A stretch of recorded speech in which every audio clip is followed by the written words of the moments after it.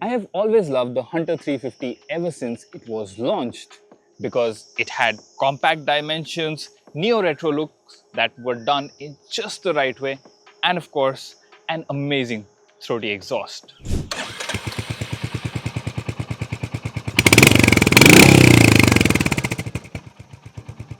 But despite my love for the Hunter, I did know that it had some flaws, some things that could be improved. And guess what? Royal Enfield thought that too. So they updated the Hunter and launched the new model not too long ago.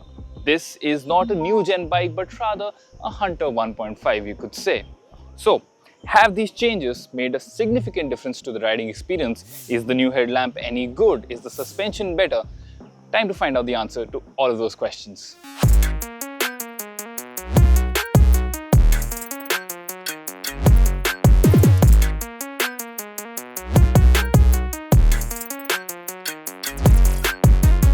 Before I begin talking about the changes, a small and quick request. Please hit that subscribe button if you have not done that already, and if you like automotive content, because we put out a lot of good content.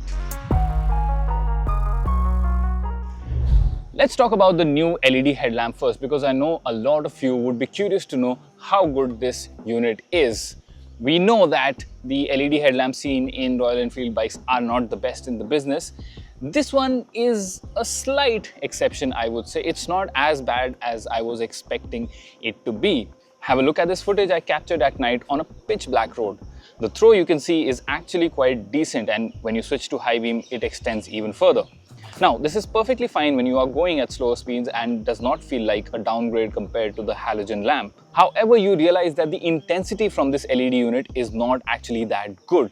When you're riding on a road with a few street lamps and maybe some cars coming from the opposite direction, you will quickly realize that this headlamp does not really do much, even if you switch it to the high beam. While not a disastrously bad change, I still think that the headlamp performance could have been slightly better in terms of its intensity. But then again, I have this complaint with a lot of modern motorcycles that the headlamp throw is just not up to the mark.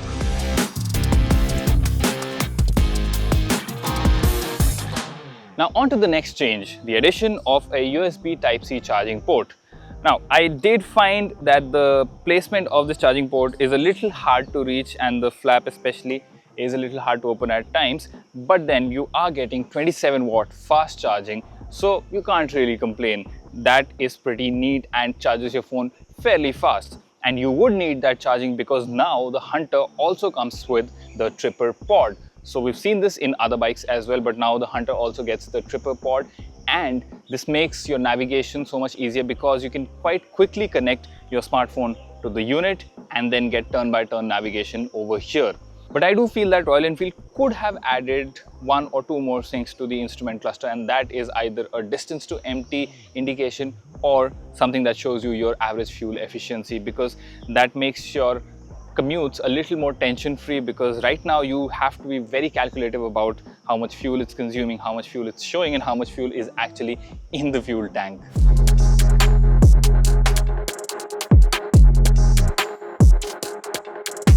And on to the next big change, the presence of a slip and assist clutch. And this, in my opinion, is the biggest change of them all. The clutch action is now very light. In fact, it's so light that you can pull it with just one finger. And this is a godsend whenever you are riding in heavy traffic, which in places like Delhi and Mumbai is basically all the time. This is a great quality of life improvement, and I really do appreciate the inclusion of this feature. Also, because of this feature, you can now rev match on a 350cc RE. What a time to be alive. Aggressive downshifts do not unsettle the bike, do not make the ride jerky, and just make the ride a lot more engaging and fun. The power and torque figures remain the same, and this is quite a peppy motorcycle still. It has a very healthy mid-range and tall third and fourth gears, which means that you will not have to shift gears too often. Although, the light clutch action might tempt you to do otherwise.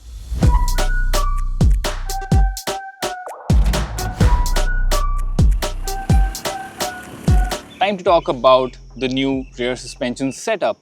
This has new components and has been tuned to be more comfortable than the outgoing model. And while that is true, it is more comfortable than the previous bike, I will say that it is still not as absorbent as I would have liked it to be. It still feels a little crashy when you go over bumps, when you go over speed breakers, and it will still leave you desiring for a little bit more absorption. Things do get a little better once you have a pillion and you have more weight on the bike. And right now the bike is in the middle setting. I can take it a little softer, but again, I still feel it's not going to make a whole lot of difference. So yes, if you are on the heavier side or if you have a pillion with you, things are a little bit better, but I still would have liked a little bit more absorption from this unit. Also, the seat foam, which has been changed to again be more comfortable, I don't think that has worked well either. It's still a little bit uncomfortable, especially after half an hour or so of riding. And what I also noticed is that the seat has been shaped in such a way that even if you want to sit at the back where the seat cushion is wider and more comfortable, you will be sliding forward to this section, which again is not as comfortable. Thankfully, despite the suspension changes, the bike still remains very agile.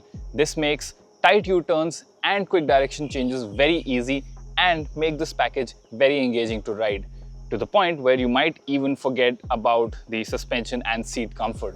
Talking of some other changes, you get 3 new color options with the new Hunter, one of which is on display here, the London red color, which looks quite decent to me. Now, of course, design is quite a subjective matter, so I would love to know your opinion on these new color options. Then you have the exhaust, which has been rerouted, and this has resulted in a ground clearance increase of 10 mm.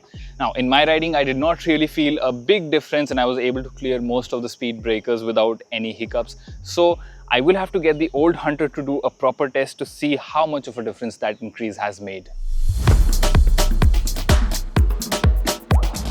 So those were all the significant changes in the 2025 Hunter 350.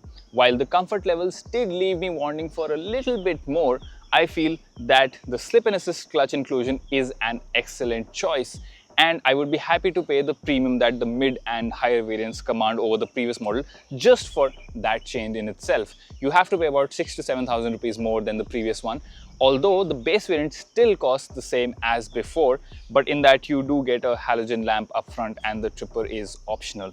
So those are all the main changes. What did you think could have been better in the new Hunter 350? Is there any other feature that you would have liked to see in this update? Let me know in the comments down below. As for now, I think this is still quite a good proposition in the market and remains the most affordable Royal Enfield. And even though it's the most affordable, I still think it is one of the best value for money offerings in this segment and still quite a fun motorcycle to ride. That was all from our side today. If you like this video, make sure to hit the like button, subscribe to our channel if you've not done that already, and be sure to wear your riding gear and be safe when you're out on the road. I will see you again in the next video. Bye bye.